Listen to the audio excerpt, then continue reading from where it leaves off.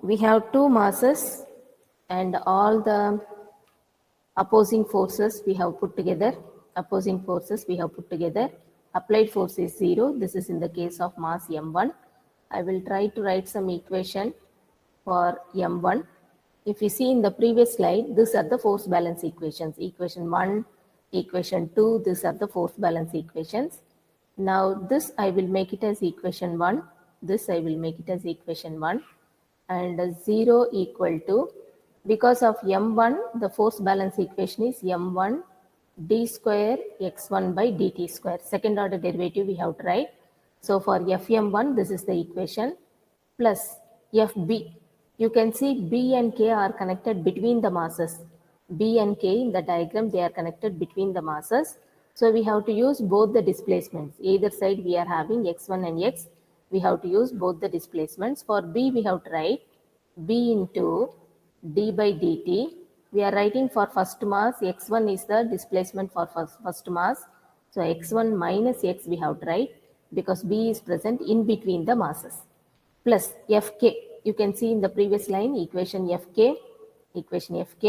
So we have to write k into x1 minus x. We are writing for m1. The equation we are writing for m1. The displacement for m1 is x1. So we have to write x1 first. Because they are present in between the two masses. Both sides we are having displacement x1 and x. So we have to use both the displacements. That's why I am writing x1 minus x, x1 minus x. Next I have k1. It is connected only to mass m1. So I have to write k1, and x1 is the displacement for mass m1. So only one displacement will be applied for k1. Now b1, in the equation 1 you can see fb1 is there. Equation 1 you have fb1, and it is connected only to m1. So we have to use only one displacement, b1 dx1 by dt. Let this be equation 1a.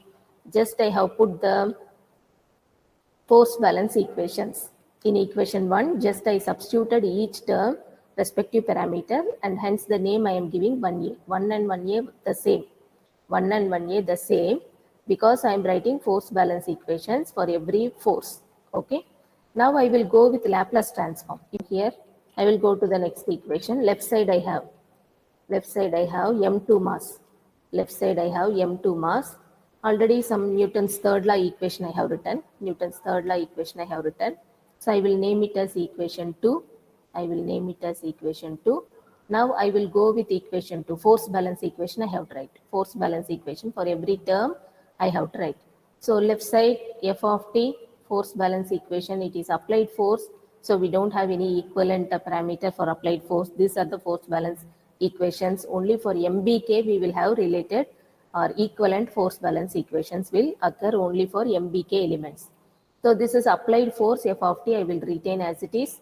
Now m2, for mass only one displacement will come. Always for mass only one displacement will come.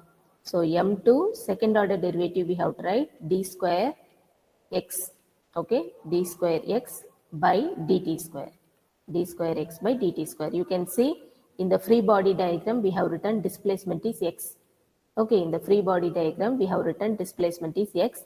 All this we have done from the given diagram only. So you need not check given diagram every time. Once you write the free body diagram correctly, from here onwards we can just write the equation. Plus b2.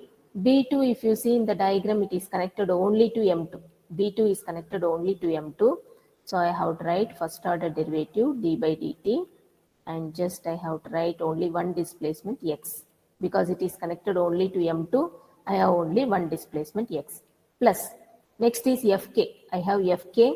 For fk it is present, k and b are present between the masses, but I am writing for second mass, so x should come first, plus k into x minus x1. Okay, because it is present between the masses, both the displacements I have to use, but I am writing for m2, so x should come first. Now the last term fb, last term in equation 2, fb, and it is also, b is also present between the masses, so b into d by dt and x minus x1. This is equation 2a. 2A, one and the same, just we have written equivalent force balance equations. Just we have written equivalent force balance equations.